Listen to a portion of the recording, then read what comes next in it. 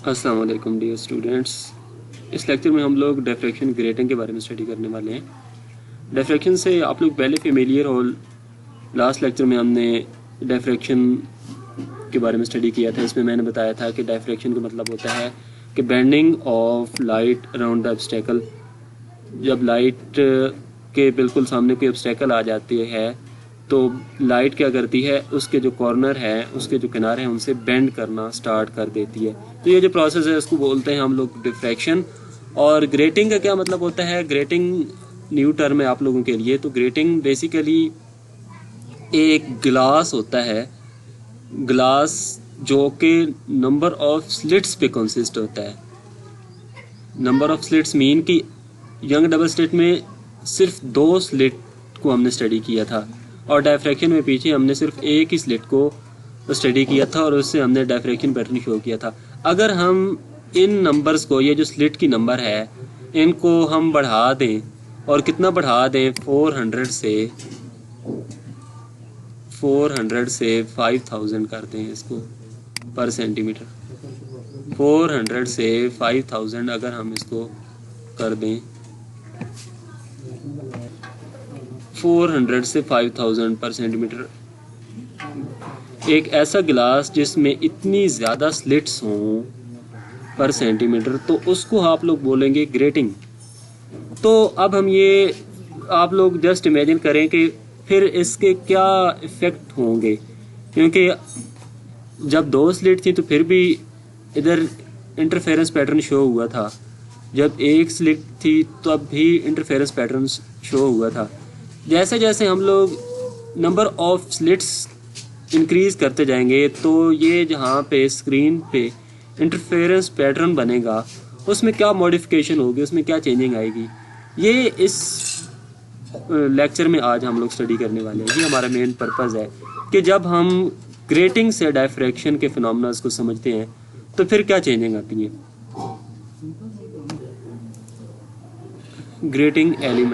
Grating element को D के साथ रिप्रेजेंट करते हैं। D is the grating element. ये बेसिकली क्या होता है, ये डिस्टेंस होता है बिटवीन 2 एडजेसेंट स्लिट्स। ये basically distance between 2 adjacent slits होता है। इसको आप लोग बोलते हैं ग्रेटिंग एलिमेंट के। ये किसके बराबर होता है? ये L/N। इसमें जो L है वो आपके पास टोटल लेंथ गिलास की शो करता है और N क्या शो करता है, नंबर ऑफ स्लिट्स के, कितनी स्लिट हैं। जो कि एक गिलास है उसकी लेंथ L है और उसमें जो नंबर ऑफ स्लिट हैं वो N के साथ रिप्रेजेंट करती हैं। तो जब आप टोटल लेंथ गिलास की को नंबर ऑफ स्लिट पे डिवाइड करते हैं तो आपके पास ग्रेटिंग एलिमेंट आ जाता है, जो कि डिस्टेंस है बिटवीन 2 एडजेसेंट स्लिट्स के। अब ये आपकी बुक में एक डायग्राम है बनाई गई, एज इट इज़ ही मैंने वो उधर से ही जस्ट कॉपी की है।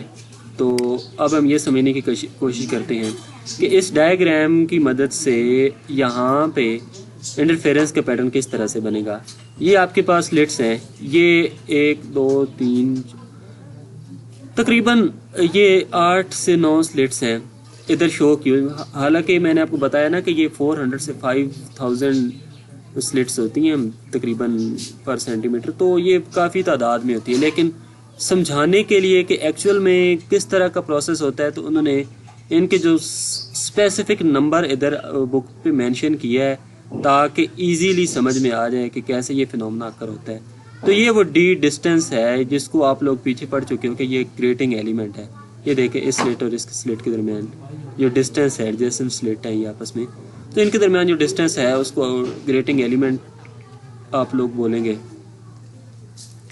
फिर एक और बात ये करने वाली है कि ये कुछ रेज इधर शो की हुई हैं 1 2 3 4 5 6 और 7 तक।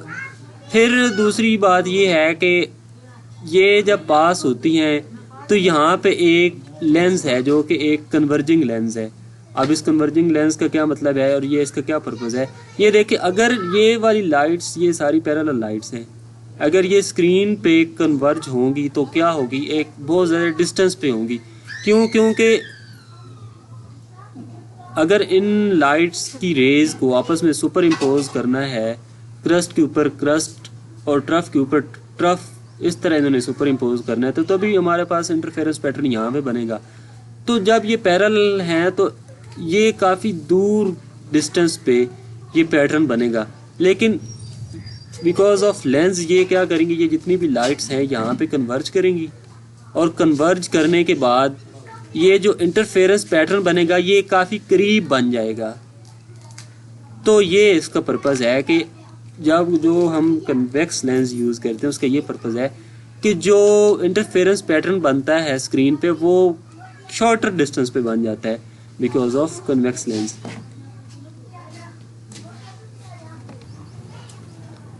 मज़ीद ये कि इसमें ये जो लाइन लगी हुई है इसका क्या फंक्शन है, तो इसका स्टूडेंट ये फंक्शन है कि इस लाइन से लेकर यहाँ तक का जो फासला है वो सारी जितनी भी रेज हैं उनका बराबर है। ये देखें कि अगर ये हम लोग लाइन नहीं लगाते तो ये जो आपके पास पहली है उसका इधर से लेकर इधर तक फासला कितना है, कम है। फिर ये जो है दूसरी रेज इसका फासला ज़्यादा है, तीसरी का फिर और ज़्यादा है, चौथी का फिर मज़ीद इससे ज़्यादा है फासला। तो ये जो सब रेज को इक्वल डिस्टेंस पे करने के लिए हमने ये वाली लाइन लगाई है, to equalise the distance of all the rays. इस मज़ीद स्लाइड पे आप लोग देख सकते हैं कि ये जो मैंने बताया था कि डिस्टेंस को इक्वलाइज करने के लिए यहाँ से ये देखें पहली इसका बराबर है फासला, ये दूसरी जो आपके पास रेज आ रही है स्लिट से उनका भी सेम फासले पे है, तो ये इस लाइन से आगे सबका फासला सेम है। लेकिन एक और गौर तलब बात ये करने वाली है कि ये एक पहली है स्लिट से जो रेज निकल रही है और ये दूसरी है, तो इन दोनों के दरमियान कितना पार्ट डिफरेंस है, वो 1 लैम्डा है, और फिर इससे जो नेक्स्ट है उसका फिर कितना है, फिर 1 लैम्डा है, फिर उससे नेक्स्ट 1 लैम्डा। तो मीन्स कि जो पहली वेवलेंथ की रेज है उससे जो दूसरी रेज स्लिट से पास करती है तो उन दोनों का आपस में जो पार्ट डिफरेंस है वो कितना है, वो 1 वेवलेंथ के बराबर है, 1 वेवलेंथ के बराबर है। फिर जो दूसरी और तीसरी के दरमियान जो पार्ट डिफरेंस है फिर भी वो कितना है, वो 1 वेवलेंथ के बराबर है। ये देखें यहाँ तक इसे होना चाहिए था लेकिन यहाँ तक होना चाहिए, तो ये आगे इसका क्या है, 1 वेवलेंथ है। इससे जो नेक्स्ट स्लाइड है उसमें मज़ीद आपको क्लैरिफाई हो जाएगा। ये देखें आपके पास ये तीसरी नंबर वाली है और ये आप देख लें ये आपके पास कितनी है, ये तीसरी नंबर वाली स्लिट है ये वाली, ये जो है, और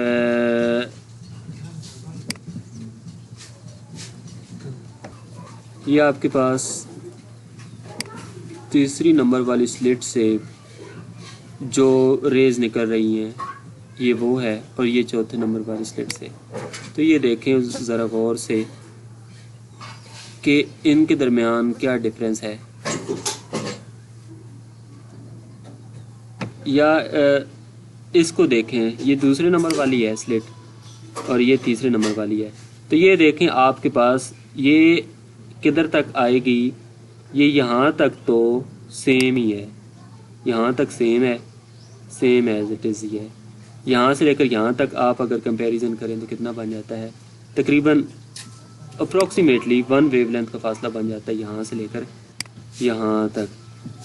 मीन्स के इनके दरमियान जो पार्ट डिफरेंस है वो कितना है, लैम्डा है।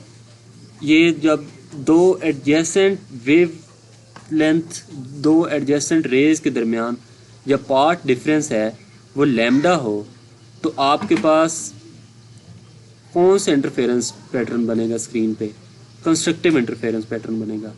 ये तो मैंने आपको जस्ट 2 की एग्जांपल दी है, बाकी जितनी भी हैं एडजेसेंट जो भी रेज हैं, एक रेज से दूसरी रेज के दरमियान जो पार्ट डिफरेंस है स्टूडेंट वो 1 वेवलेंथ के बराबर है। जब 1 वेवलेंथ के बराबर पार्ट डिफरेंस है तो वो हमेशा कंस्ट्रक्टिव इंटरफेरेंस करेंगी जब वो किसी भी पॉइंट पे मीट करेंगी, मीन्स के वो ब्राइट फ्रिंजेस अपीयर होंगे। अब हम इस स्लाइड से दोबारा से वापस आते हैं और इसकी ये मैथमेटिकल कैलकुलेशन करने की कोशिश करते हैं। ये देखें A है पॉइंट और ये B पॉइंट है, ये बेसिकली आपके दरमियान इसके क्या शो कर रहा है, ए और बी पॉइंट बेसिकली एक पाथ डिफरेंस शो कर रहा है जो रेज के दरमियान है, एडजेसेंट रेज के दरमियान। मैंने आपको बताया था ना कि लैम्डा ही पाथ डिफरेंस है। ये ए और बी पाथ डिफरेंस को शो कर रहा है, ये थीटा को शो कर रहा है, और ये आपके पास जो ये वाली है ये डी को शो कर रही है। ये एक साइड ये वाली शो कर रही है डी, ये जो बिल्कुल इस साइड पे है ये वाली लाइन, यहाँ पे ये लैम्डा लिखा हुआ है, ये वाली साइड को रिप्रेजेंट कर रही है। और ये बिल्कुल जो लाइन है ये बेसिकली ये जो इक्वलाइज डिस्टेंस करने के लिए लगाई थी ये वो लाइन है। तो यहाँ से आप लोग अगर देखें तो हमारे पास जो साइन थीटा होता है, साइन थीटा किसके बराबर होता है, तो साइन थीटा इस इक्वेशन से ये आ जाएगा, या इस डायग्राम से आप लोग देखें साइन थीटा, थीटा की जो सामने वाली साइड होती है वो होती है परपेंडिकुलर।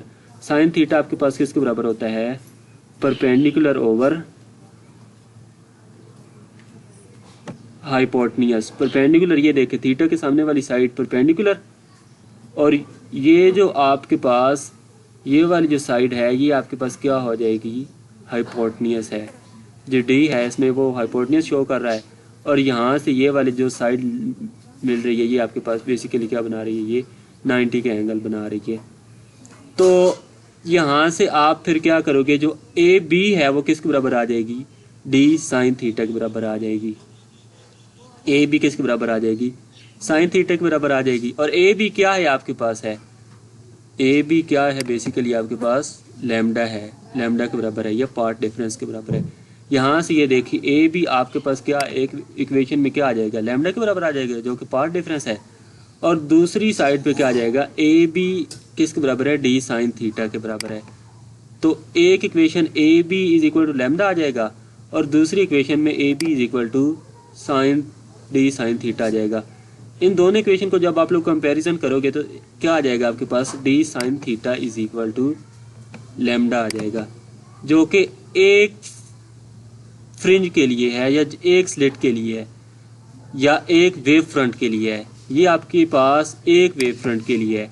लेकिन जब यही equation d sine theta is equal to N lambda बन जाएगा तो वो एन नंबर ऑफ स्लिट के लिए बन जाएगी, या एन वेव फ्रंट के लिए बन जाएगी इक्वेशन।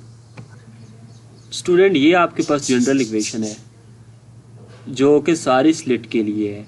ये क्या शो करती है कि इस पॉइंट पे सारी जितनी भी रेज कंबाइन होगी वो कंस्ट्रक्टिव इंटरफेरेंस करेंगी, और कंस्ट्रक्टिव इंटरफेरेंस के लिए आपके पास ये वाली इक्वेशन होगी, वो किसके करस्पॉन्डिंग होती है, वो लैम्डा मींस के इंटीग्रल मल्टीपल ऑफ वेवलेंथ के करस्पॉन्डिंग होगी।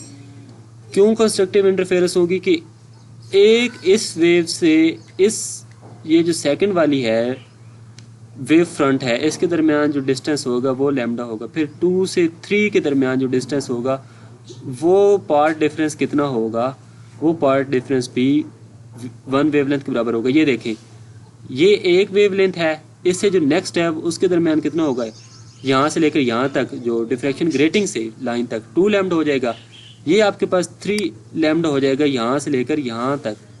डिफ्रैक्शन ग्रेटिंग से आपके पास जो स्लिट है, स्लिट से लेकर जो हमने लाइन ड्रॉ की है इक्वलाइज डिस्टेंस करने के लिए यहाँ तक, जो इस स्लिट से इस स्लिट तक 4 लैम्डा है, लेकिन इससे जो प्रीवियस है उसका कितना फासला है 3 लैम्डा। तो कितना इंक्रीमेंट आ गया है 1 लैम्डा, मीन्स की कंस्ट्रक्टिव इंटरफेरेंस। ये देखें 4 लैम्डा से 5 लैम्डा तक कितना डिफरेंस है 1 लैम्डा। तो मीन्स कि जब सब इनका जितनी भी वेव फ्रंट है, जितनी भी रेज निकल रही हैं, उनका जब पार्ट डिफरेंस सबका 1 लैम्डा है, सेम पार्ट डिफरेंस है, तो जब वो मीट एक पॉइंट पे करेंगी तो फिर क्या होगी, वहाँ पे भी एक कंस्ट्रक्टिव इंटरफेरेंस बनेगी और ब्राइट फ्रिंजेस अपीयर होगा। और उस ब्राइट फ्रिंजेस अपीयर होने की जो इक्वेशन है वो क्या है आपके पास, D sine theta is equal to N lambda है। इस स्लाइड में हम लोग ज़ीरो ऑर्डर इमेज को स्टडी करेंगे। ज़ीरो ऑर्डर इमेज का मतलब है कि जब ये देखे, पहले हमने क्या पढ़ा था कि जो एक रेज है दूसरी रेज के दरमियान डिस्टेंस है 1 लैम्डा का, लेकिन यहाँ पे क्या हो रहा है, यहाँ पे जितनी भी रेज हैं उनके दरमियान पाथ डिफरेंस कोई नहीं है। क्यों? क्योंकि ये सारी रेज आपस में पैरेलल हैं। जब पैरेलल हैं तो इनमें पाथ डिफरेंस ज़ीरो है।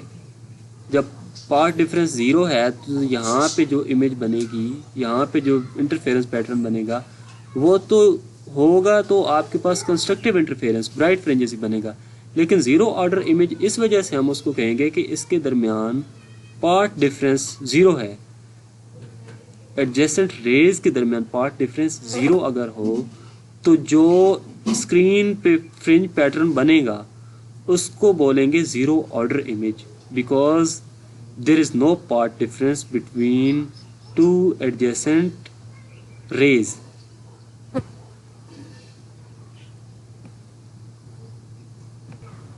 फिर आपकी बुक के जो लास्ट इस टॉपिक का पैराग्राफ है उसमें यह बताया गया है कि जब हम लोग वाइट लाइट यूज़ करेंगे तो उसका क्या इफ़ेक्ट होगा डिफ्रैक्शन पे।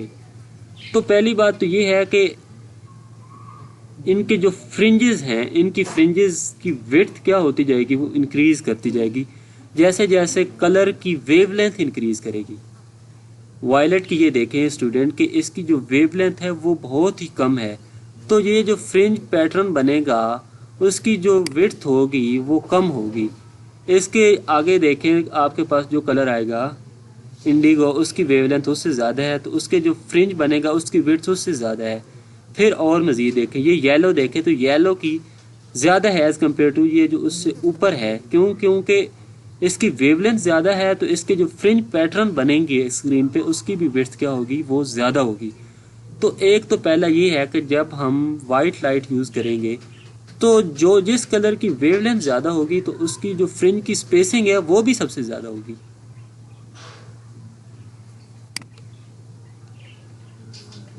दूसरी बात और तलब ये है कि ये जितने भी कलर होंगे, ये आपके पास लेट्स सपोज ये रेड है, इसकी ये जो सेंट्रल लाइन है वो यहाँ पे है। इससे जो नेक्स्ट कलर है उसकी भी सेंट्रल लाइन यहाँ पे है। येलो की अगर हम बात करें ये सेंट्रल लाइन है ये, फिर लास्ट वाला जो है कलर इसकी भी सेंट्रल लाइन यहाँ पे। तो ये देखें ये वाली जो लाइन है वो सब की क्या है, वो सेम है। जब सबकी सेम है तो क्या हो जाएगी, यहाँ पे जो लाइट अपीयर होगी वो वाइट लाइट अपीयर होगी, यानी कि जो m इज़ इक्वल टू 0 पे लाइट बनेगी वो वाइट लाइट होगी। क्यों? क्योंकि यहाँ पे जितने भी कलर हैं, मुख्तलिफ कलर हैं, उनकी जो सेंट्रल लाइट है वो सेम प्लेस पे लाई कर रही है। तो इसीलिए हमारे पास जो सेंट्रल वाली जो होती है वो फ्रिंज वो वाइट लाइट का अपीयर होगा जब हम वाइट लाइट को यूज़ करेंगे, जो कि कम्बिनेशन है 7 कलर्स का। तो ये था आपके पास आज का topic, diffraction of light due to grating. I hope आप लोगों को समझ आ गया होगा। अगर नहीं आई किसी चीज़ की समझ तो आप लोग फिर मुझसे पूछ सकते हैं। ओके, अल्लाह हाफिज़।